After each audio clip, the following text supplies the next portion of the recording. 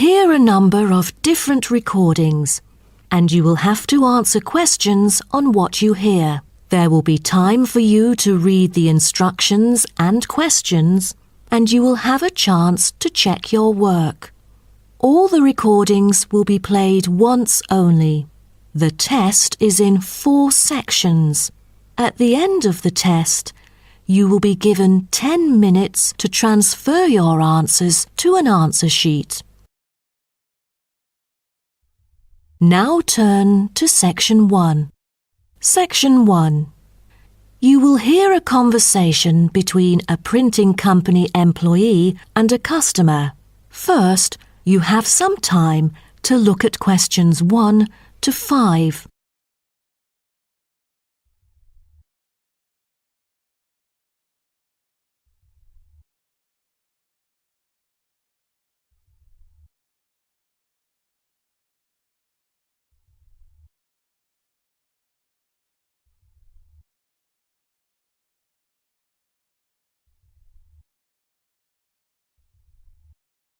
You will see that there is an example which has been done for you.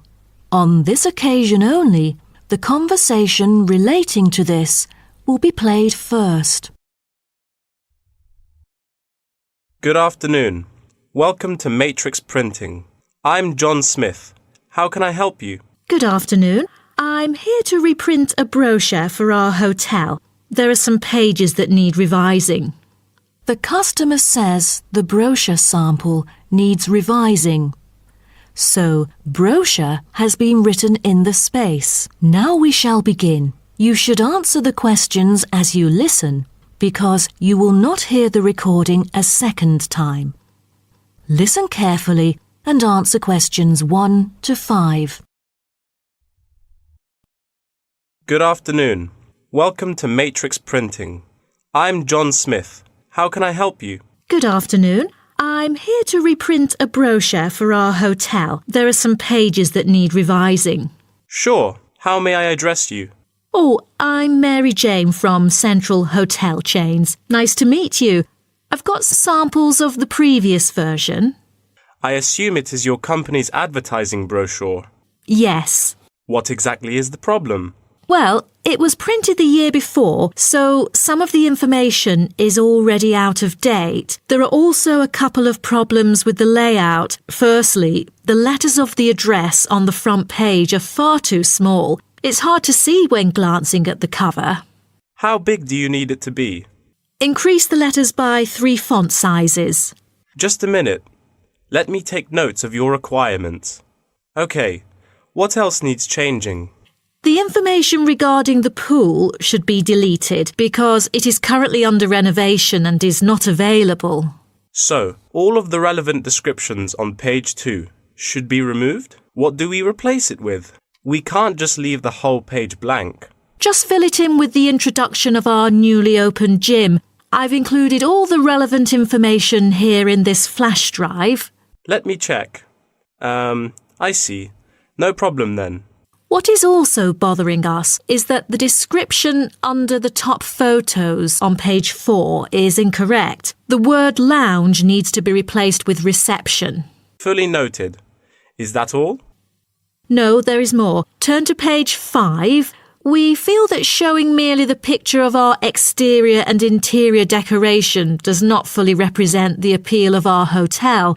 On second thought, we've decided to use a picture with the view of the hotel. Do you have the original copy of the picture? Yes, it is also enclosed in the flash drive. Okay, we'll re-edit the whole layout of the photos. Great.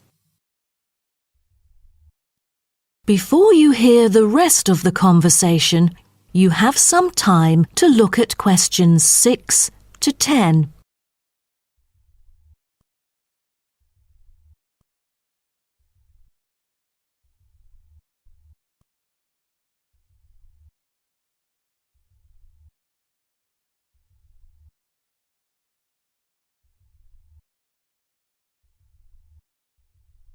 Now listen and answer questions 6 to 10. Let's turn to the next page. Yes. What's wrong with that?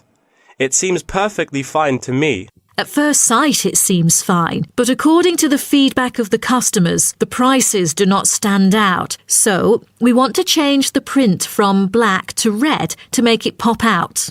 Okay, I've made notes of all of your requests. Is there anything else?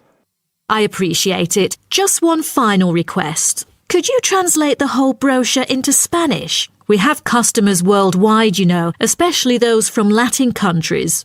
No problem.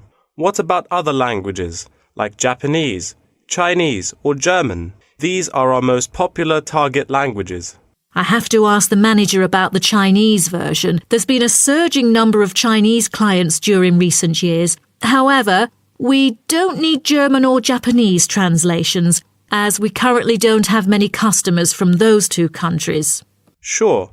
Just keep me updated. So, roughly, when could we get the revised print? We need it before the end of July. It's late June now. Roughly, it'll take 3 weeks to re-edit. So it will definitely be ready before the deadline. Great. To where shall we send the samples? The address is number 9 Green Drive, Clifton, NY 21300. How do you spell Clifton? CLIFFTON, Clifton. And the telephone number? It's 9030366602. Also, if you have any further questions, you can reach me through this number. Okay. That is the end of section 1. You now have half a minute to check your answers.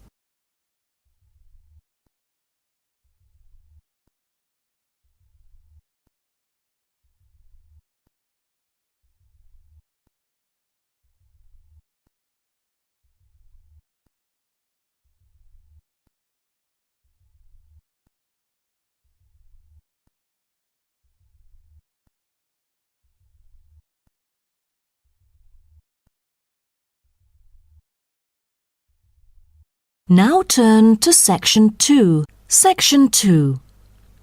You will hear a guide talking to a group of visitors about a national park.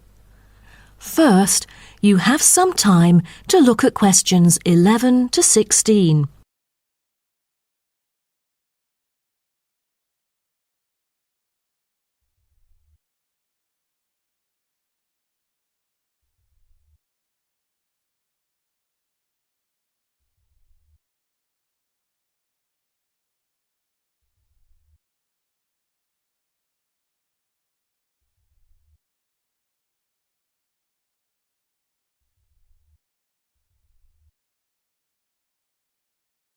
Now listen carefully and answer questions 11 to 16. Welcome to Byron National Park. I am Jim Carson, your tour guide for the trip. First, I'd like to give you some basic information about the park. Covering 7,000 acres of land and spanning across 3 states, Byron National Park was established to protect the area's most spectacular scenic values. With unique geological features, natural history, and native plant and animal life, it is an ideal destination for recreation as well as research purposes. The park has a breathtaking waterfall connecting the longest river in the country, but it is most renowned for having the largest subtropical rainforest worldwide.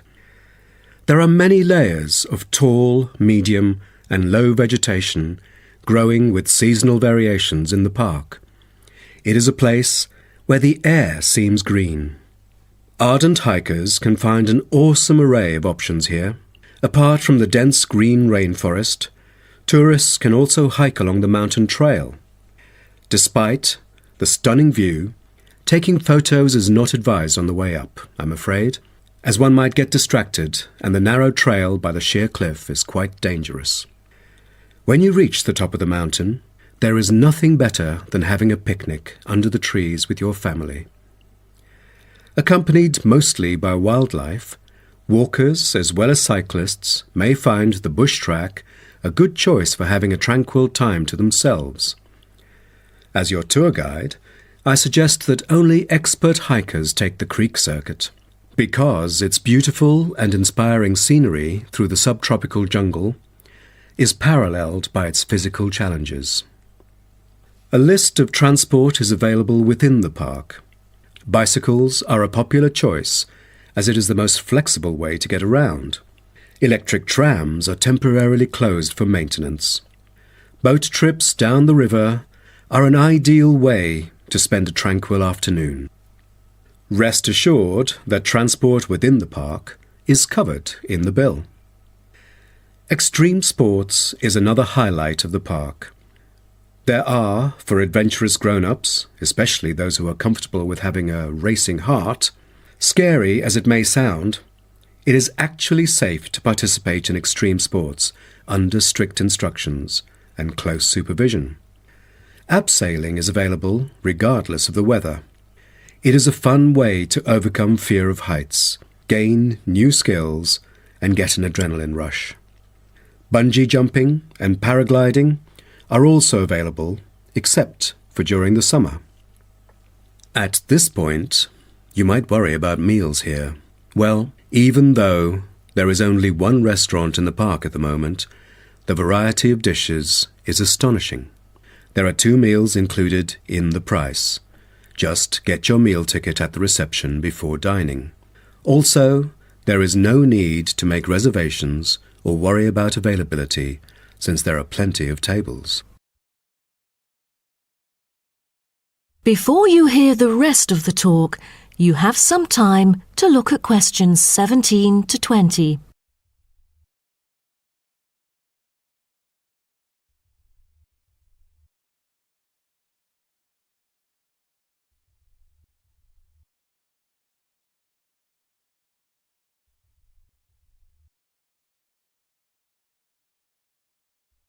Now listen and answer questions 17 to 20. During your stay here, you might want to know what there is to do. Let's turn to the plan so I can familiarize you with the layout of the park. Most tourists would choose to stay in our guest house, located in the southeast corner. It features 63 tastefully appointed guest rooms, many of which offer spectacular views of the park. You'll find a home away from home at our guest house. But for those who want to experience the natural beauty up close, there is also a campsite. When you get out of the guest house, go straight ahead, turn right at the end of the road. To your left, there is a campsite amongst the trees where you could spend a night under the stars together with owls and chipmunks. If you look at the top left of the plan, you will notice a picnic area. You can either bring your own food, or we can deliver food to you. Barbecue is an option. The business centre is situated directly opposite the picnic area. It provides flexible, fully serviced offices, conferencing suites, meeting rooms, and is equipped with the latest multimedia facilities.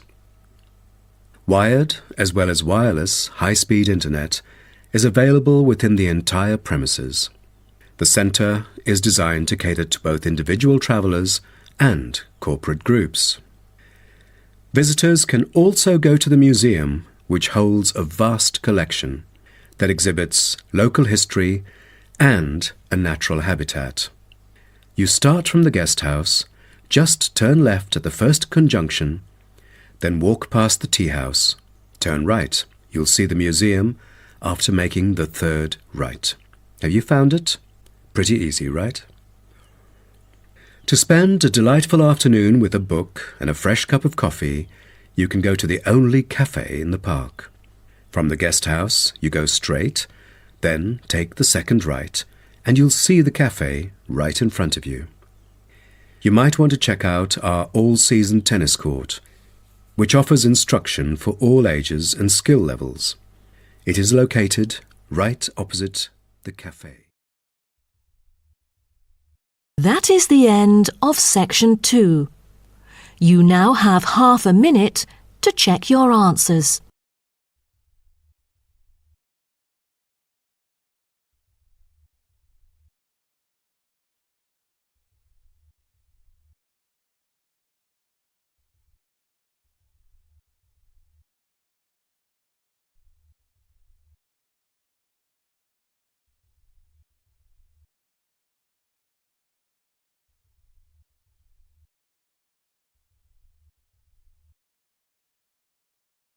Now turn to Section 3. Section 3. You will hear two students called Helen and Paul talking to their tutor about a nursing course. First, you have some time to look at questions 21 to 24.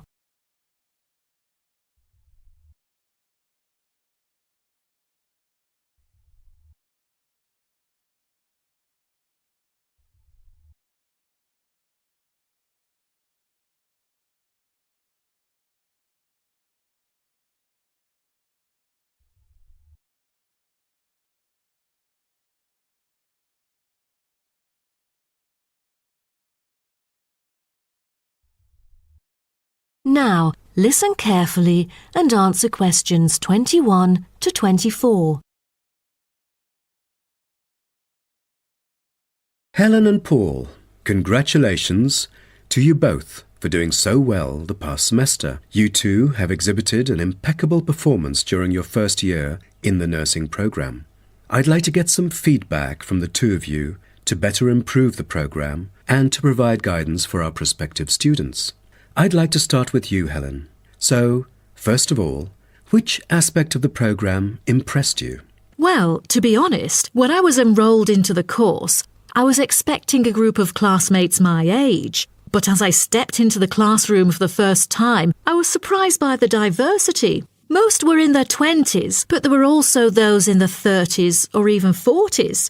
As it turns out, the intergenerational communication has sparked intense debate and new thinking, and I think that's something special about the programme that I appreciate very much.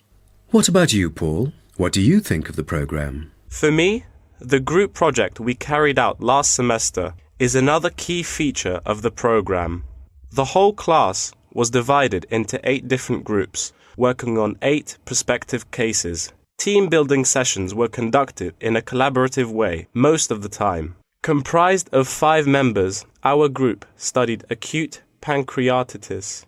During the process, we broke the task into different parts and assigned them to each member. We were then able to tackle the complex problem by pooling our knowledge and skills. More importantly, stronger links were established between the group members. Because of the project, we've all become good friends. That's true. According to graduates, group projects prepare them for the work world in which teamwork and collaboration are increasingly the norm. So tell me, Paul, what else do you like about the program? I want to be a registered nurse working in a public hospital after graduation. So the internship provided is a valuable opportunity for clinical practice in a supportive learning atmosphere. However, I was amazed by the amount of written assignments, since I thought the course should have focused more on practice-oriented learning. Well, I have to disagree with you, Paul. The essays demonstrate your understanding of the course.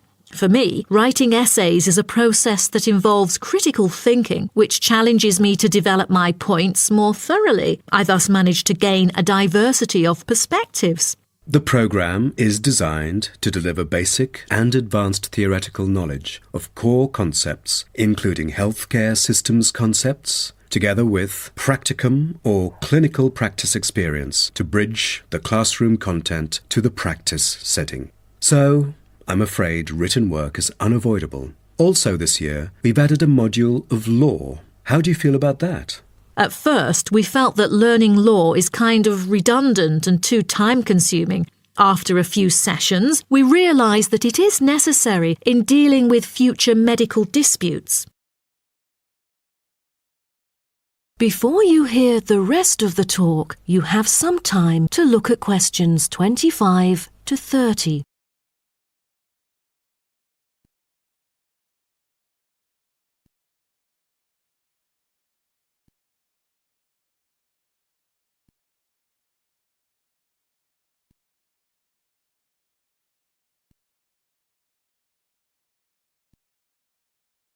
Now, listen and answer questions 25 to 30. Do you have any suggestions for prospective students? What bothers me most is handing in essays on time. I almost missed the deadline once because there were 3 essays due within the same week, so rationalizing your time is critical. Well, that's true. The lectures deliver so much useful information. I have poor memory, so I kept making notes and revisiting them on a regular basis. To my surprise, at the end of the semester, I have learnt the key concepts by heart. How was the research? I heard that it was quite challenging. How did you manage to overcome the difficulties? That's true. The majority of us had no clue how to carry out the research at first. Fortunately, when I was digging up reference materials at the library, I sought help from the librarian. She taught me about finding the appropriate resources and choosing the proper research methods. Have you checked out the online forum? Yes, it has become a habit for me to visit the forum regularly. In a sense, it extends classroom learning. It is where the students post academic problems that they come across and get support from the faculty members. Some of my classmates didn't do so well during the placement tests. I feel that background reading is necessary. Lastly, do you have anything to say to the freshmen? I was really ambitious at first, trying to get straight A's on my transcript. I made tons of notes and worked hard even on the optional assignments to get extra credit. I stressed myself out before having an emotional breakdown. After consulting my advisor, I found it important to set realistic goals. Don't push yourself too hard. It is wise to sort out your priorities. Thank you for coming here today and providing valuable feedback on the programme. Have a great summer break. That is the end of section 3. You now have half a minute to check your answers.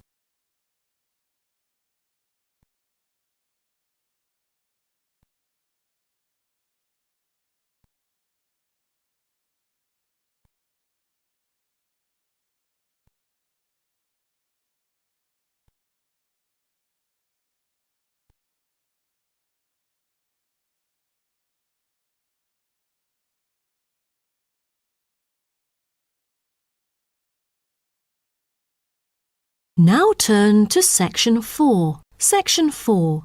You will hear part of a lecture about African penguins. First, you have some time to look at questions 31 to 40.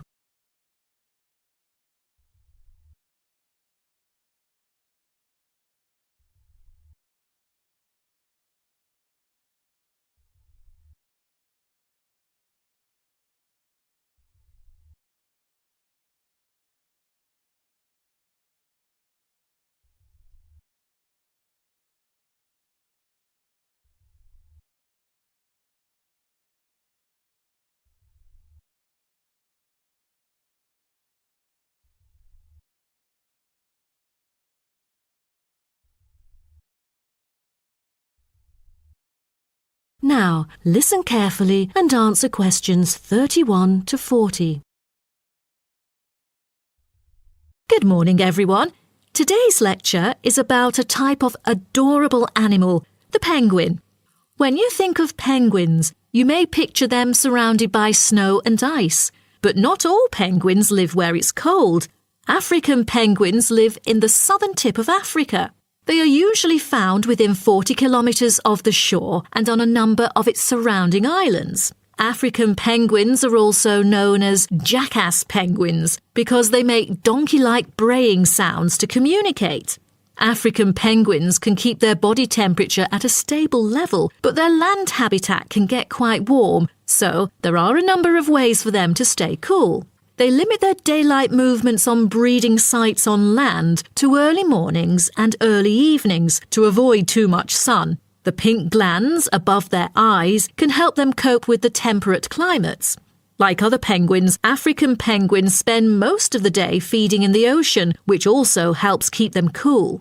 Being a type of small to medium-sized penguin species, African penguins average about 60 centimetres tall and weigh up to 3.6 kilograms. They have a black stripe and a pattern of unique black spots on their chest. Males are larger than females and have larger beaks.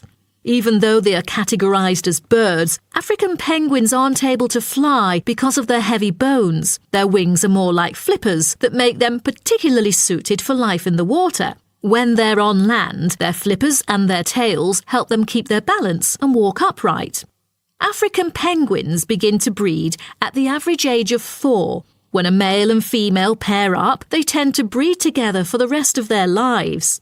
Most other penguins nest and lay their eggs out in the open, but African penguins have a different approach.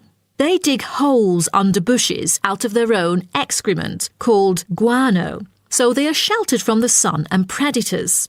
The African penguins survive on a diet that is comprised mainly of marine organisms. They feed primarily on fish like sardines, along with the occasional squid and shellfish. But when normal food is in short supply, they eat tree roots as well. The streamlined body of the African penguin allows it to move through the water like a rocket, capable of reaching a speed of around 20 kilometers per hour when hunting for food.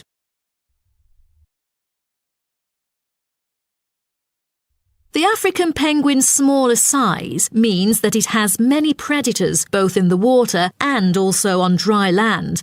Their natural predators at sea include seals and sharks. The biggest threat to them on land is not just towards the adult penguins. The penguin chicks are sometimes taken by seagulls into the air and dropped from above. The seagulls could thus feed on them. At risk from predators, young penguins are protected for about 40 days after hatching by both parents. They will leave the colony when they are between 3 to 5 months old and will return a few years later. The entire surface of their body is densely covered with feathers, which fall off during the winter. This process is called molting and takes about 3 weeks to complete. During that time, they are unable to forage. Therefore, prior to this, African penguins spend about 5 weeks laying down fat deposits. They generally live between 10 to 15 years. However, many do not reach their full lifespan. Their population has drastically declined. Approximately 120,000 African penguins remain in the wild, and their population has decreased by 90% in the past 60 years. They are considered to be vulnerable and have been listed as being endangered. 2 major factors have contributed to their decline. They are struggling for nesting space due to human disruption and competing for food due to overfishing and pollution.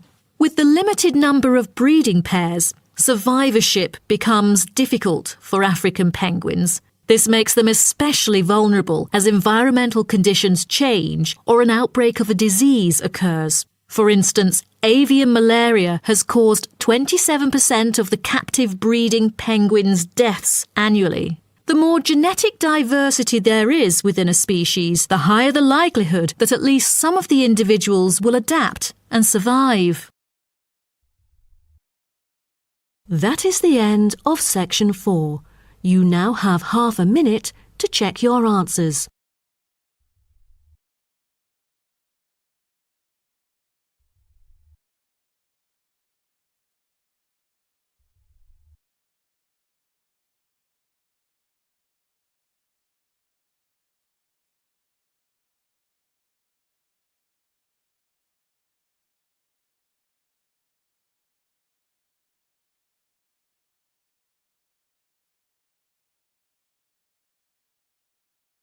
That is the end of the listening test. In the Ielts test, you will now have 10 minutes to transfer your answers to an answer sheet.